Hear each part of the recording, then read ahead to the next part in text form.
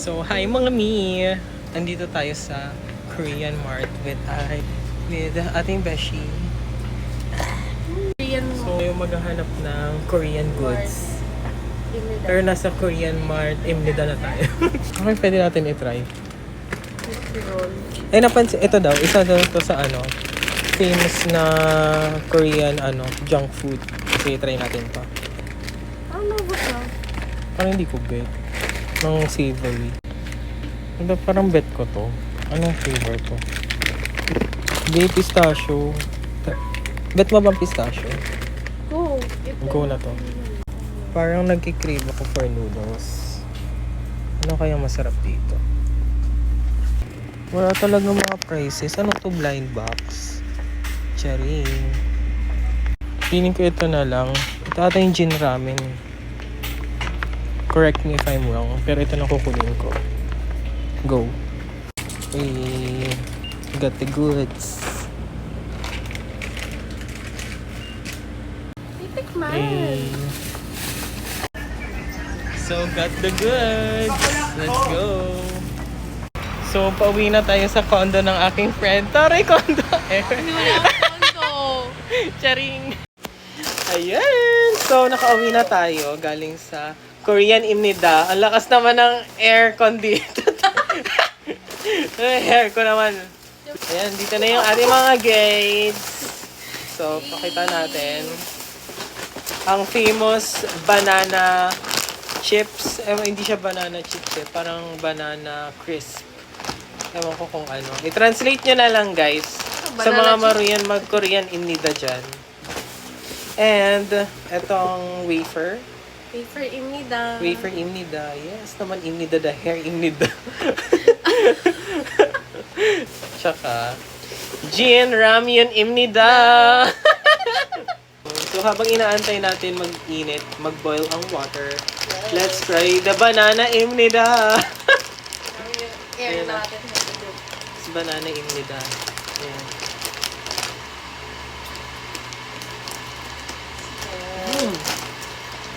Ang sarap siya. Parang subtle lang yung taste ng banana niya. Pero lasa mo pa din na banana siya. No? Mas naamoy ko pa sa malayuan pala. Sarap niya. Giving naman siya. Next one. Recommended to. Masarap. Kaya sa may mga dyan, mga ganito sa Kmart, piliin nyo, masarap. Swear. Next is itong wafer Imnida. Ang flavor to. Para siyang Hazelnut. vanilla. Ay, hazelnut. Hazelnut cream. Ay, naka-individual pack siya. Naka-ano lang. After lang. Naka-individual pack siya. Pack you, pack me. Uy! Uy! Ay, ang cute. Para siyang, KitKat. Dalawang True. Masarap. True. Quality yung feelings yun na Pero parang siyang, high quality na, vanilla. Ay, hazelnut. Ang sarap niya. Sarap. Kasi nakakataba to, te. Ala 10/10. Ha? Parang kikrib ka ng 10 sweets. over 10. Ay, ito! Pero hindi. Ano rating dito? For me, it's, 8 over 10. Parang kasi ordinary yung lang, cheese cream. Tapos, may banana essence. So, parang Ano siya? 7/10. Oh! Nasa standard. Sarap siya. So, next is the Jin Ramyun Imnida. Okay, balik kami. Balik kami.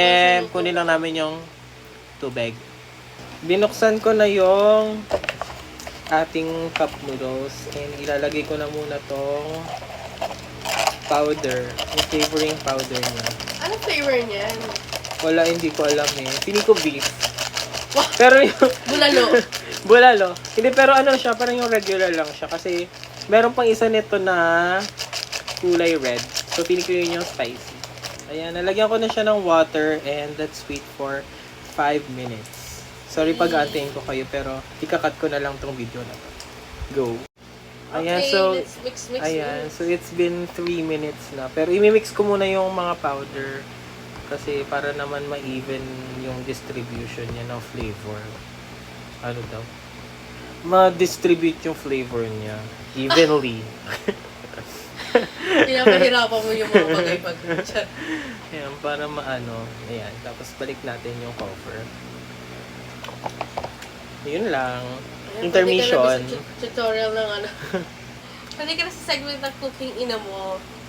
Kukung ina natin. Ganun. Napaka-detail, magbigay na ano. Totoo. Totoo yan. Very commentator. Sorry.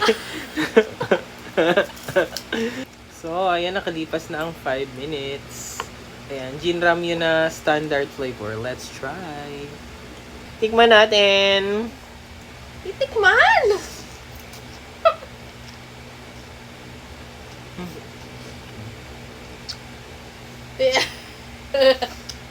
Pero, ano ko Me, perfect me. Try mo. May gulay-gulay. True. Meron nga mga beef bits. Try natin. Kumplito na natin sa isang kutsara para Para naman ako nagpapakain ng may sakit me.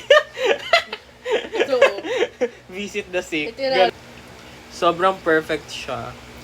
For may mga may sakit, naging doktor na te. I recommend this for for consumption. Huh? For consumption. Masarap siya. Pero it's not for me. Too much carbs. Sige na, so I give this 9.5. Kahit hindi ako nagdo-noodles, masarap talaga siya. 10 over 10. Ayan, para sa mga noodle lover gaya niya, 10 over 10 talaga siya. Masarap talaga siya. No, hindi ako mahilig sa like maaalat, pero na-appreciate ko kasi beefy siya. Ang laki no. Ang dami niyang bits, hindi siya madamot sa Tsaka dami yung gulay, no? tawag dito? Oo, may gulay. Tapos may parang yung parang pabilog na Parang corn. Ay, Hindi ito. siya corn, yung Ay, alam nyo. ano yun? Ay, shit, nawawala siya. Sige.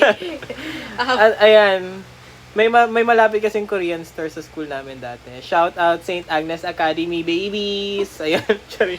Ayan, tawag namin dito Naruto. Ano kasi sa Naruto? Oo, kasi sa anime, Ayan, laging ayan, may ayan, ganyan. So, Parang yung Japanese, Sharingan. ano. Ewan ko kung Sharingan ba tawag.